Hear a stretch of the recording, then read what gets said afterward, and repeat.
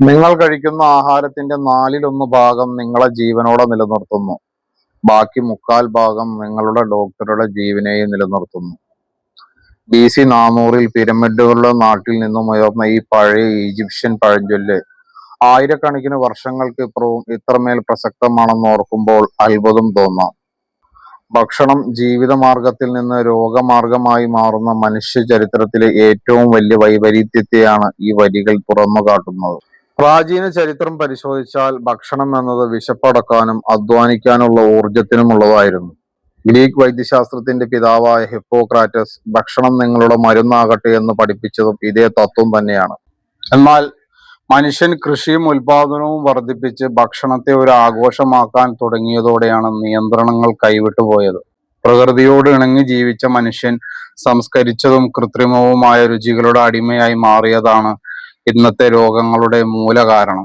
നാടൻ പച്ചക്കറികളും ധാന്യങ്ങളും കഞ്ഞിയും പയറും കഴിച്ച് കഠിനാധ്വാനം ചെയ്തിരുന്ന ഒരു മുൻ തലമുറ നമുക്കുണ്ടായിരുന്നു. എന്നാൽ ഇന്ന് ദൈനംദിന അധ്വാനം കുറയുകയും അതിനൊപ്പം നമ്മൾ കഴിക്കുന്ന ഭക്ഷണത്തിന്റെ അളവും കലോറിയും കുത്തനെ കൂടുകയും ചെയ്തു.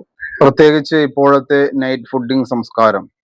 അർദ്ധരാത്രിയിൽ ടൗണുകൾ തോറും കയറി ഇറങ്ങി തേടി പിടിച്ചു കഴിക്കുന്ന ഫുഡ് റൈഡേഴ്സ് യഥാർത്ഥത്തിൽ ക്ഷണിച്ചു വരുത്തുന്നത് ഭാവിയിലെ മാരക രോഗങ്ങളെയാണ്.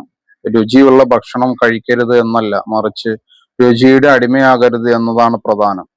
വയറു നിറയെ കഴിക്കുന്നതിനേക്കാൾ പ്രധാനം വയറിന് ആവശ്യമായത് മാത്രം കഴിക്കുക എന്നതാണ്. വയറിന്റെ മുക്കാൽ ഭാഗം മാത്രം ഭക്ഷണവും വെള്ളവും കൊണ്ട് നിറയ്ക്കുക, കാൽഭാഗം വായുവിനായി ഒഴിച്ചിടുക. രാത്രിയിലെ അനാവശ്യ ഭക്ഷണയാത്രകൾ കുറച്ച് കൃത്യസമയത്ത് ലളിതമായ ആഹാരം കഴിച്ചുറങ്ങാൻ നമുക്ക് ശീലിക്കാം. നമ്മുടെ പ്ലേറ്റിലെ വിവേകമാണ് നാളത്തെ നമ്മുടെ ആരോഗ്യം നിർണ്ണയിക്കുന്നത്.